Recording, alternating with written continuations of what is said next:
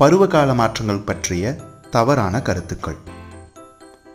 Hi குட்டீஸ், இன்னைக்கு நாம் பருவங்கள் மாறுவது பற்றிய கருத்துக்களை தெரிஞ்சுக்க போகிறோம்.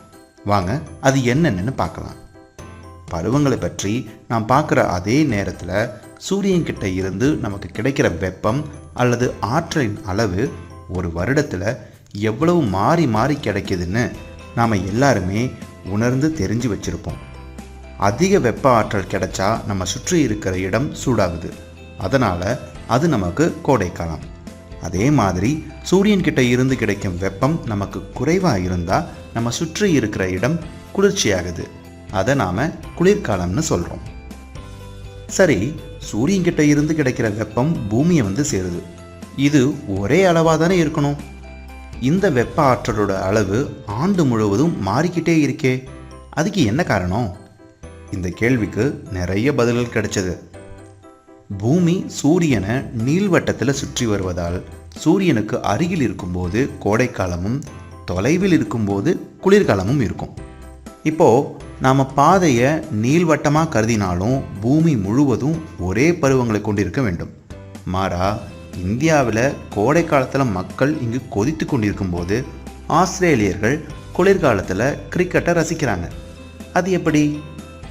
அப்படின்னா நமக்கு 2 கோடை காலமும் 2 குளிர்காலமும் இருக்கும்னு அர்த்தமா? உண்மையில் பார்த்தா நீள்வட்டத்தின் இந்த 2 குவியங்களிலும் ஒன்றில் கூட சூரியன் மையத்தில் இல்லை. சூரியன் பூமிக்கு மிக அருகில் இருக்கும் புள்ளின்னு பார்த்தா அது பெரிஹெலியன் புள்ளி.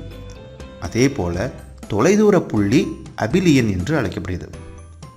மிக அருகில் உள்ள தூரம்னு பார்த்தா சாதாரண தூரத்தை விட 3% மட்டுமே மாறுது.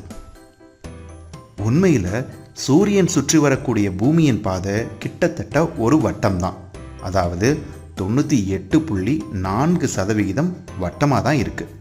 இதில் 1.6% இருக்கிற கொஞ்சம் நீள்வட்டமான இந்த பாதை பூமியின் சுற்றுப்பாதையின் பெரிய அளவில் வெப்பநிலை மாற்றங்களை ஏற்படுத்த முடியாதே.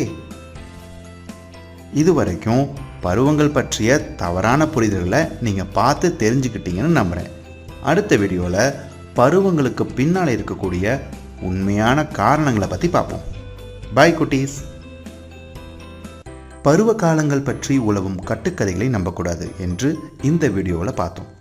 இதுபோல நம்மை சுற்றி நிகழும் கட்டுக்கதைகளின் உண்மைத்தன்மைகளை தெரிந்து கொள்ள நாம் முயற்சி செய்ய வேண்டும்.